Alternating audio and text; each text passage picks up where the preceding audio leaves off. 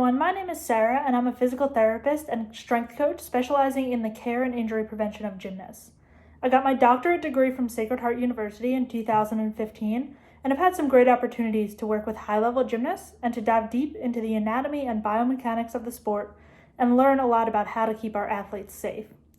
In this video, I'll be focusing on the lower body and how we can get and stay ready for safe jumping, landing, and tumbling when we are allowed in the gyms again. The joints we will be focusing on here are the knee, the ankle, and the hip. They are very different joints, so we're going to spend a little time on each of them, but mostly on how we can get them to work together to allow us to jump and land safely. As always, make sure you're listening to your body and or your gymnast's body. When going through this, it's aimed at healthy gymnasts, so if you or somebody that you're working with has an injury, make sure you're listening to their individual medical advice. For those of you that saw my video on the upper extremity, I talked a lot about aspects of mobility and strength that we need for gymnastics that our kids may not be getting right now, and all the work we have to do to keep them prepared. I'm going to do some of that in this video too, but first I want to point out some things that our kids may naturally be doing right now that can actually help them in the gym, and we may even want to consider carrying them on and combining them into our training when we do return. In gymnastics, we do a wide variety of skills, but a lot of them look pretty similar from a lower extremity standpoint. We land, we jump, and we rebound. So if this is true, then one, we want to maximize their technical ability to do this, so perfecting these skills, and that's what I call the depth of their ability. But two, we want to maximize the breadth of positions and situations that they're able to do this effectively. So if we liken this to another sport, like football, for example, we want the quarterback to be able to make a play no matter what is going on or even if they're knocked off balance.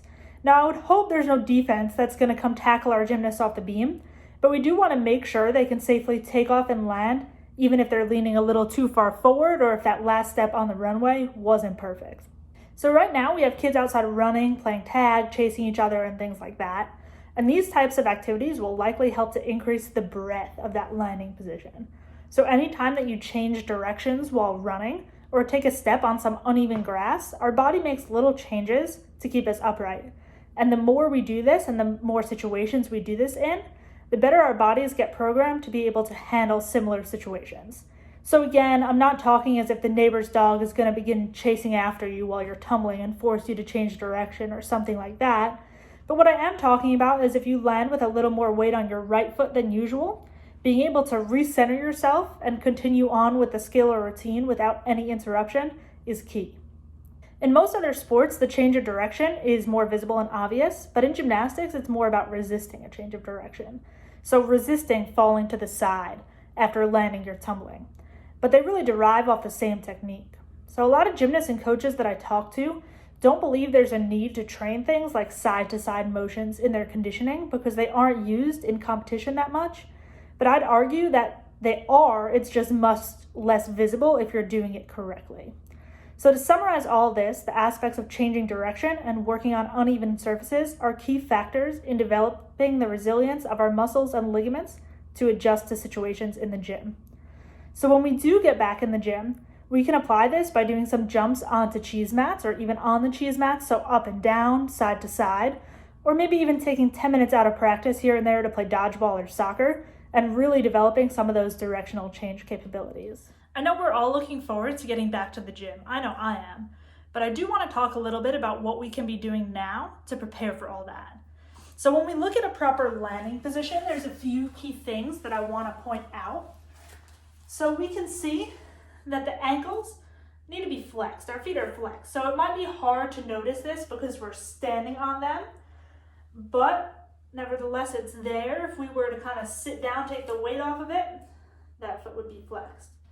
The second thing that I want to look at is our knee positioning. So our knees are directly over our ankles and under our hips. So one of the biggest problems I see, regardless of what someone's coming to see me for, foot pain, knee pain, back pain, is that their landing positions, when I watch some videos, kind of look like this. And it's just not a stable position. So I kind of liken this position to a can, and we can put some weight on top of a can. We could lay a textbook or something, and it's going to hold up right.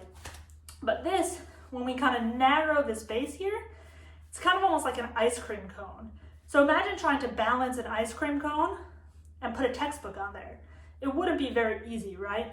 So this is not really the stable landing position that we're looking for. Third, I want to take a look at our hips also. So when we land, our hips should be sat back pretty far. So what I see a lot in gymnasts is this knee dominant landing position. Hips over the ankles, knees forward. And this just calls a lot on the quads and calves to do all the work while the hips are lazy. These glute and hip muscles are some of the largest and strongest muscles in our body. So we really want to use them to their greatest capacity when we land. So when we have all these things in alignment, as mentioned before, not only are we going to be safer, but we're also going to be more effective in what we do. So whether that's a takeoff or a landing. Some of you are probably saying, well, we don't squat like that when we're tumbling. It's more of a rebound, which is absolutely true. But those muscles are still creating that force. They're kind of doing it in more of an isometric or stiff way rather than actually going through those range of motion. But it's still the same muscles at play. We will talk a little bit towards the end of this video about some things that you can do to specifically work on your rebounding. So as we begin to go through the joints here and get into some exercises, I'm actually going to talk about the hip and the knee at the same time. When everything is going smoothly, the knee is actually a pretty simple joint that's just kind of sandwiched in between the hip and the ankle, doing what those joints tell it to do. Try to stand up for me and try to move your knee without moving your hip or your ankle, keeping your foot flat on the ground. You really can't do it, right? So a lot of the problems I see with the knee are when it takes over for another joint and it tries to help out too much and do things it's not supposed to do. So if we keep everything else working the way it should, then the knee is in good shape. So when we talk about the hip, we really want to keep it both mobile or flexible and stable or strong. So first I'm going to show you two of my favorite mobility exercises for the hip. So for gymnasts, they usually have a lot of great front to back mobility, like splits and things like that. But the rotational mobility is not so great. So that's what these two exercises work on. The first one is called a shin box. So we're going to sit back, keep our feet nice and wide. We're going to choose one side, bring both of our knees down to that side without letting our buttocks come off the ground. So we're going to keep sitting on both sides there and just let those knees drop as much as we can. So with this, some of the gymnasts will probably feel a little bit of stretch or pinching up on the top leg, and some might feel it on the inside of the bottom leg. Either way, we just want to go for a moderate stretch and keep going back and forth. And this is something that should improve pretty quickly over time. So the second hip mobility exercise here is actually a progression off the first one. We're still going to let both knees drop to one side, but this time we are going to let that hip come off enough to get both legs flat. We're going to take both hands and put them in front of the turned out leg, so the leg with the big toe sticking up in the air, like this. Trying to walk those hands around as much as we can. And with a stretch like this, I usually like to have the athlete do a few deep breaths, and with each exhale, trying to get a little bit deeper into the stretch. So depending on where the athlete is tight, they might feel this in the hip or thigh of the front leg, inside or back of the other leg, even a little bit in the lower back, as long as it's a stretch is okay. So now I want to move on to talking about stability or strength in the hip. And what we need to remember is that we have muscles 360 degrees around the hip. So we need to make sure that we're training each of them. So first I'm going to start with a few simple exercises for each side of that circle. And then we'll talk about combining them in a little bit more advanced exercises. First, I want to talk about the muscles in the back of the hip or the glutes. And there are probably 1,000 different exercises that we could do for that. So the most important thing, the best glute exercise is the one that challenges you and you feel it in your glutes. So some of these girls are so athletic, I could give them the highest level exercise, but if they're not using their glutes, if they're not feeling it there, there's not a contraction there that you can feel, then it's not gonna work. So a nice simple space that I like to start with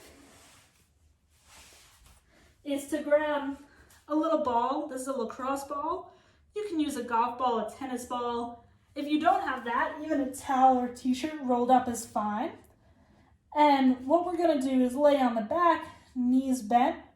We're gonna choose one knee to bring to our chest, and we're gonna put this ball in the crease of the hip and hold it there.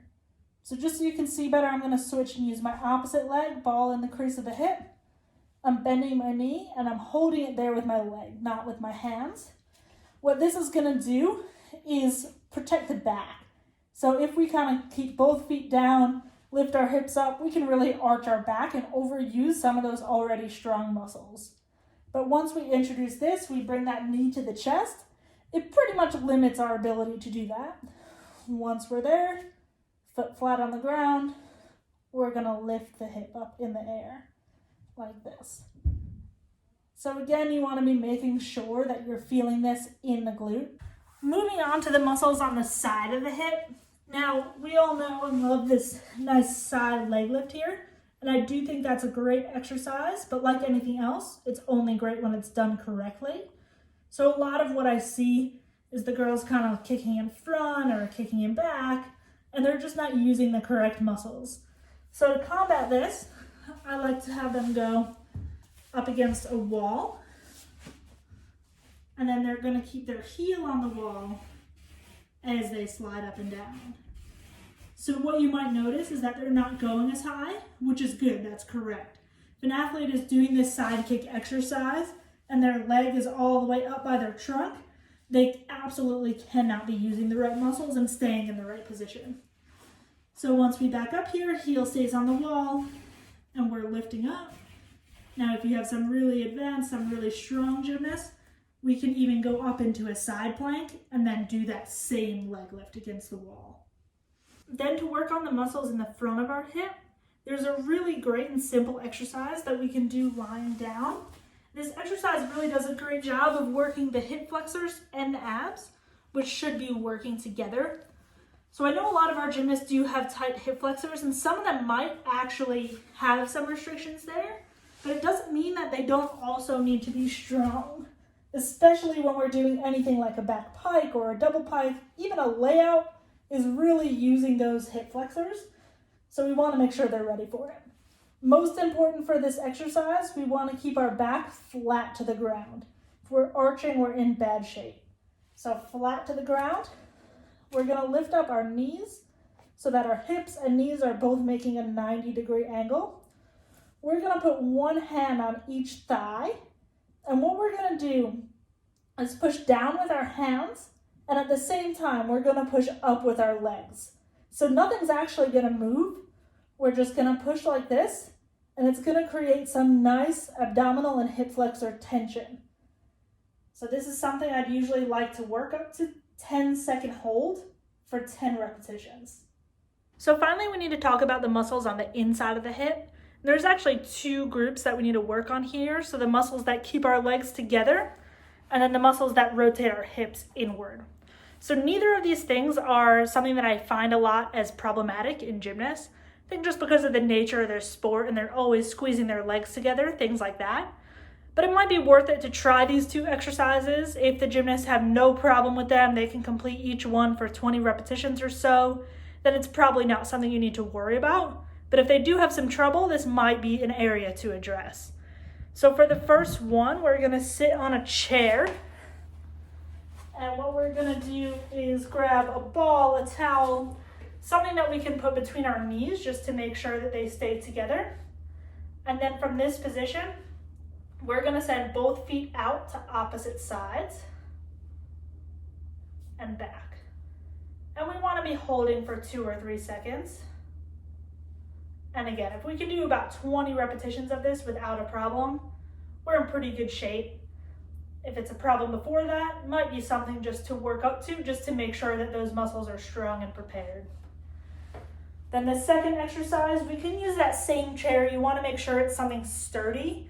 If not, really a bench, like for a bench press, is really ideal, but we will work with what we have.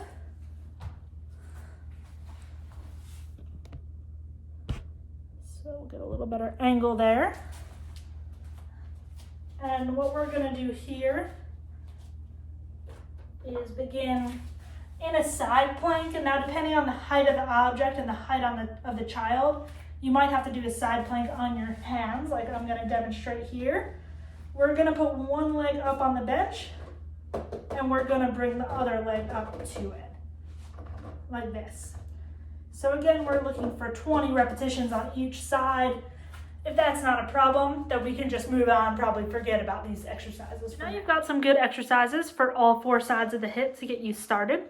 In part 2 of this video, we'll talk about progressing those exercises to make them more challenging and more functional, as well as looking at the contributions of the knee and the ankle and foot to safe landings.